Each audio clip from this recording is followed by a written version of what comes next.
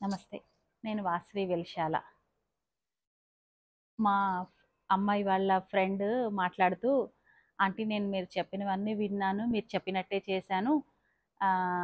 మంచి ఫ్యామిలీ కావాలని అనుకున్నాను. మంచి అత్త, మామ నాకు నన్ను అర్థం చేసుకొని చెప్పినట్టు వినే భర్త కావాలి. అన్నీ కావాలని మీరు చెప్పినట్టే రోజు రాసుకున్నాను. అది మాట్లాడాను, చేశాను. అయినా నాకు నేను అనుకున్నంత ప్రాపర్‌గా రాలేదు ఆంటీ" అని మాట్లాడింది.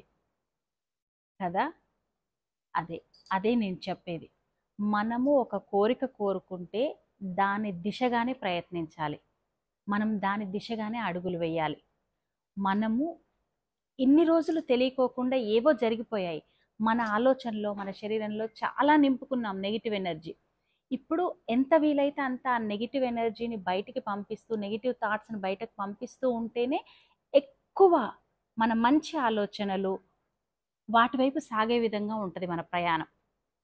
ఇప్పుడు ఆ అమ్మాయి మాట్లాడింది, చెప్పింది, చేసింది. రోజు నేనిలా ఉన్నాను, నాకిలా వచ్చారు అనుకుంది. గుడ్. కానీ మధ్య మధ్యలో వాళ్ళ అమ్మ, నాన్న, వాళ్ళ పేరెంట్సో లేకపోతే ఫోన్‌లో ఫ్రెండ్సో ఎవరో మాట్లాడుతూ అత్తమామ ఇలాగే ఉంటారు, కుటుంబాలు అలాగే ఉంటాయి. నిన్నటి రోజుల్లో మేమొచ్చామంటే అత్తగారింటికి నోరు మూసుకొని ఉన్నాము. ఇవాళ అట్లా గాదు. అది వినగానే ఆ అమ్మాయి ఓకే. నేనట్లుండాలా అనే ఒక భయము. నన్నట్లా చూస్తారా అనే ఒక భయము. ఇంకో వైపు నుంచి పెళ్ళిళ్ళైన ఫ్రెండ్స్, లేదు మేము చాలా హ్యాపీగా ఉన్నాము, మాకు నచ్చినట్టు మేము చేస్తున్నాము అంటే, నేను అలా చెయ్యాలా, నేను ఇట్లా నచ్చినట్టు ఉండాలా అనే ఈగో పెరగటము, మనకు వేసే భయము, మనము పడే బాధ, ఇవన్నీ నెగిటివ్ థింగ్సే. అవన్నీ బాధ అయినా ఏవైనా ముందు మనం తీసుకొని వేరే వాళ్ళకి ఇస్తాం.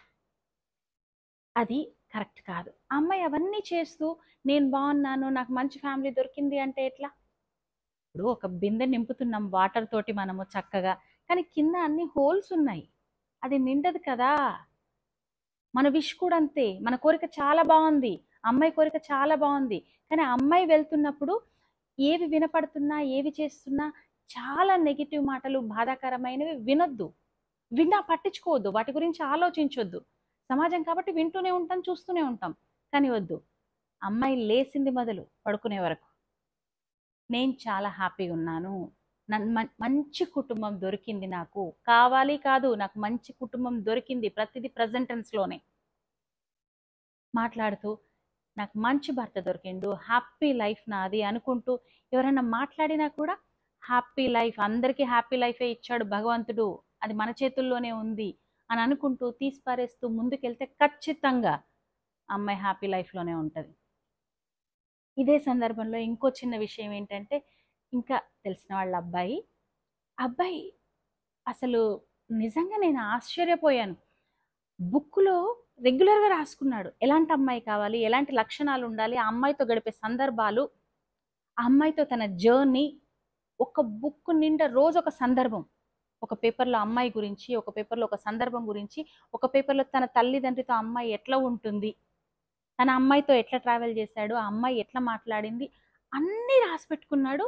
ఎంతో ఇష్టంగా. ఇంక వేరే ఎవరి మాటలు వినడు ఆ అబ్బాయి. అదే దిశగా, అదే అదే అదే అన్నట్టుగా అన్ని సెన్సెస్‌తో, అదే గాలి పీల్చినట్టుగా, అదే చూసినట్టుగా, అదే సెన్స్ అయినట్టుగా, అన్ని మన పంచేంద్రియాలతోటి చాలా ఇష్టంగా చేశాడు. ఇప్పుడు అదే అబ్బాయి జీవితం.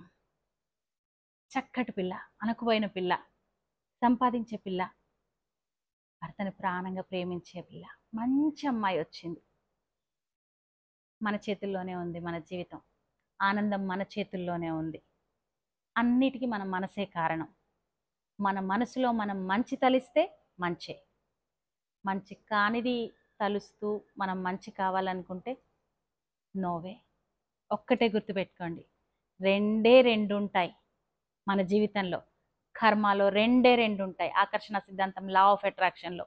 ఒకటి, మనము అనుకున్న కోరిక దిశగా అదే అదే మననం చేస్తూ వెళ్ళటం. 2, ఆ దిశగా మనం వెళ్తున్నప్పుడు ఏ వైపు నుంచి దానికి వ్యతిరేకంగా మాటలు వినపడ్డా, చూసినా వాటిని నెగ్లెక్ట్ చేస్తూ, డిలీట్ చేస్తూ పోవటం. అప్పుడే మనం అనుకున్నది మన చేతుల్లోకి వచ్చి వాలుతుంది. ఖచ్చితంగా మనం ఆనందంగా ఉంటాం. అసలు మనం ఆనందంగా ఉండటానికే పుట్టినం. అది మర్చిపోయి కొన్ని వందలు వేల సంవత్సరాలుగా ఏదేదో వేసేసుకున్నాం లోపల, తరతరాలుగా వేసేసుకున్నాం. ఇంకా చాలు, ఇప్పుడు మనకు తెలుస్తుంది కదా, ఆనందంగా ఉన్నాం, మన చుట్టూ ఉన్న వాళ్ళని ఆనందంగా ఉంచుకున్నాం. ప్రతి సమస్యకి మనం మనసుతో మనం హీల్ చేసుకోవచ్చు, నయం చేసుకోవచ్చు. ఆనందాన్ని మనం పొందొచ్చు, ఆరోగ్యాన్ని పొందొచ్చు, డబ్బులు, ఐశ్వర్యం, మంచి సంబంధ బాంధవ్యాలు అన్నీ మన చేతుల్లోనే ఉన్నాయి. ఆ దిశగా ప్రయాణం చేద్దాం.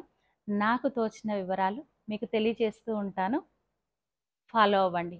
హ్యాపీగా ఉంటారు, నేను హ్యాపీగా ఉన్నట్టే. Thank you.